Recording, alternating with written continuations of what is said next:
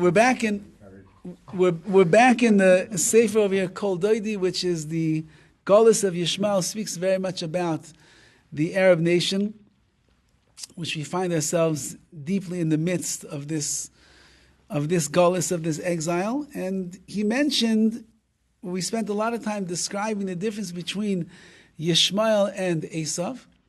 Yishmael is the one who truly hates us. Yishmael, we said over there, was Oivecha. He is the opposite.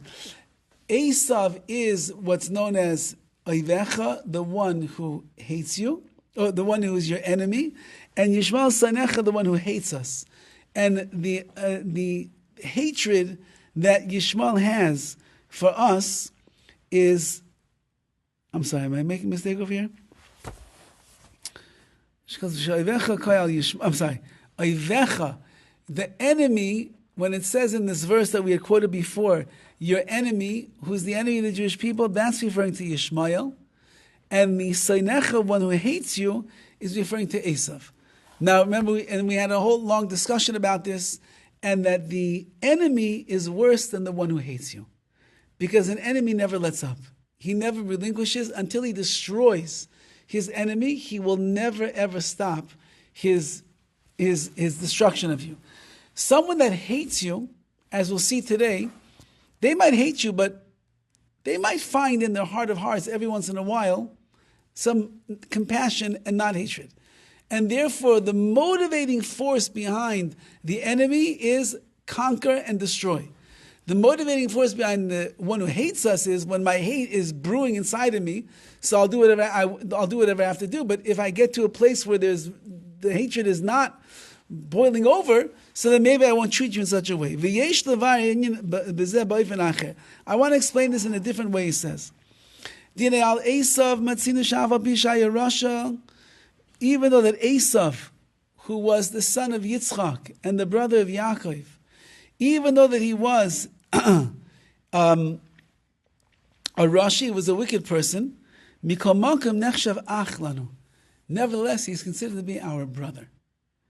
Eisav, he's Yaakov's brother. And even though that he is a wicked person, and even though that he hates us, but he is an ach, he's a brother. Kalashon HaMikra, like it's going to say in Parashat Chukas next week, Vayishlach Moshe Malachim Mikadesh El Melech Edom Koya Ma'achicha Yisrael Ata Yedata. Over there it refers to the king of Edom, who is coming from Eisav. He refers to the Jewish people as your brothers. Ubedevarim, and v'chei bedevarim, it says later on in the Chumash as well, Atem Oivrim Begavul Achechem B'nei Eisav. You're going to go in the Gavul, in the boundaries of your brother Eisav. Eisav is a brother. That's what it says in the prophet as well. Halayas Eisav liYaakov num Hashem ve'ohev es Yaakov. Eisav is to Yaakov like they're like brothers, and it's really what it says. It says even in the Torah about Yaakov and Eisav when they meet, it says Eisav achicha, Eisav your brother. Eisav is the brother of Yaakov, of the Jewish people. Now, what does that mean? Yitzchak leishalach es Eisav mibeisai. Yitzchak never expelled Eisav from his house. That's why Eisav considered to be our brother. Since he's our brother, even though that he hates us, we know that we have a concept that says halacha psukehi. There is an unbreakable law, and that is Eisav hates Yaakov. He hates Yaakov.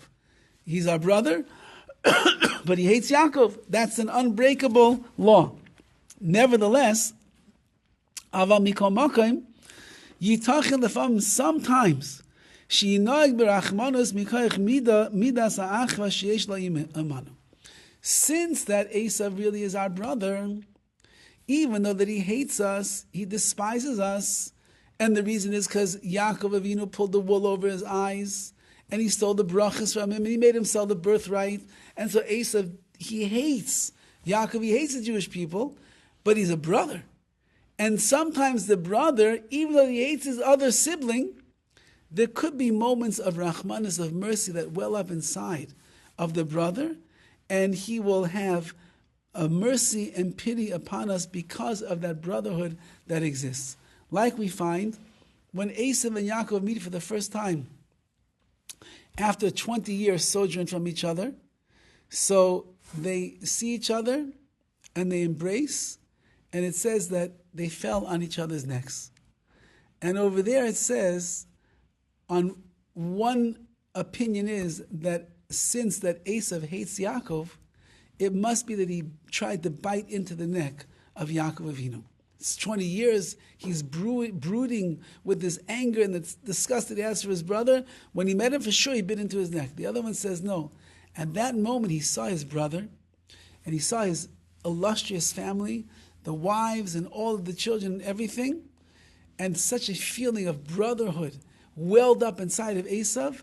He was overwhelmed, and he actually kissed Yaakov Avinu on the neck.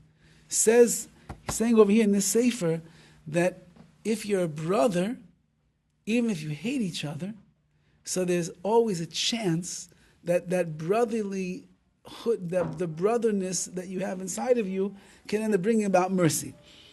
V'shemati kama pa'amim bi Moreno Agoin Rav Mordechai Gifter. Now remember, Rabbi Goldberg over here is a disciple of Rav Gifter, who was the great Rosh Hashiva in Telz in Cleveland. And Rav Gifter said, "She'ila Yitzchak Avinu shalech es Eisav mi beisai."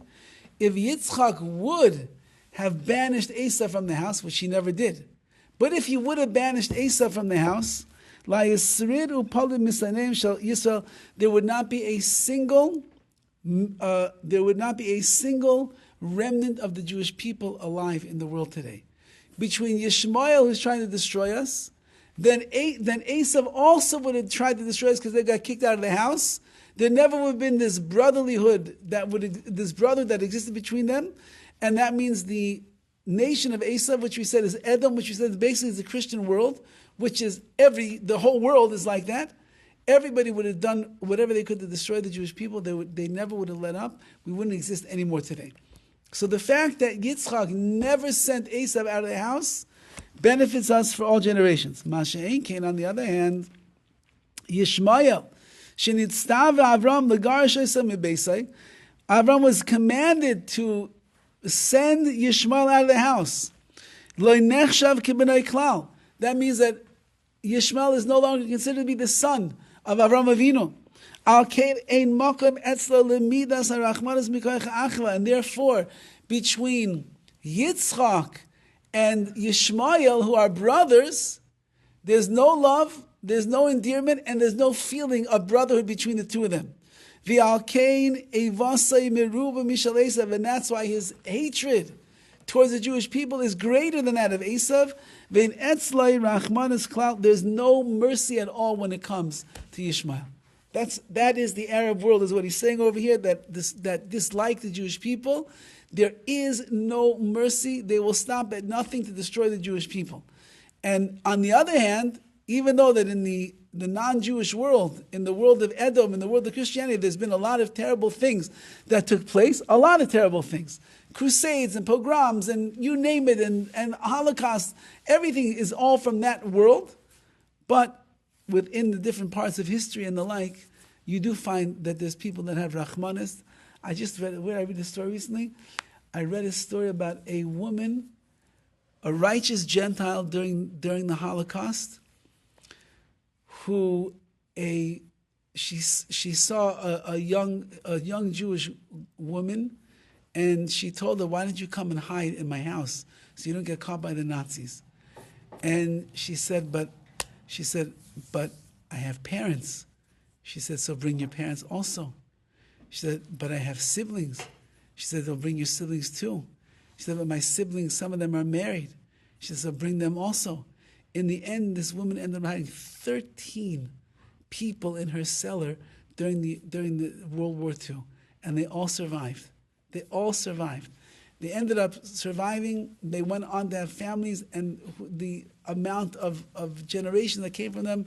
And they once made a family gathering, and this woman was an older woman still living in Europe. They found her. They flew her in. And she walks in the room, there's hundreds and hundreds of people. And they say, these are all because of you. And then they asked her, how did you take in 13 people? How did you do such a thing? Risk your life for the Jewish people. They were the bottom of the barrel at that time. If you would have got caught, you would have got killed. She said, I thought about the Bible. And I thought about the story of Abraham and Sodom, where he asked Hashem, if I could find 10 righteous people, will you save Sodom? And Hashem said yes. I was hoping that I was one of 10 of the righteous Gentiles that would save the Jewish people, and Hashem would have turned back the entire decree. But apparently I was wrong. And it was me and not enough people. She said, but look what I was merited to do. Hundreds of people as a result. So that's what he's saying. In the world of Edom, in the world of Eisav, you could find Rachmanis, you could find compassion. In the world of Yishmael, you're not going to find compassion. V'yitachin, we'll just finish with this part. The shorish hadavar leiba machmas etzem ma'isa gerushin, el shorish hadavar hayu b'Yishmael gam lifnei zeh. You know what? Well, it's a whole explanation, which is deep. We'll save it till the next time. I'm going away in Mitzvah Hashem on Wednesday. There will not be class again until Wednesday, July 1st. Will be the next class. If you're not in Vietnam or Czechoslovakia at that time, you're babysitting. Okay, good. Okay. So I'll send out a message just to remind everybody, Wednesday, July 1st, God willing, will be the next class.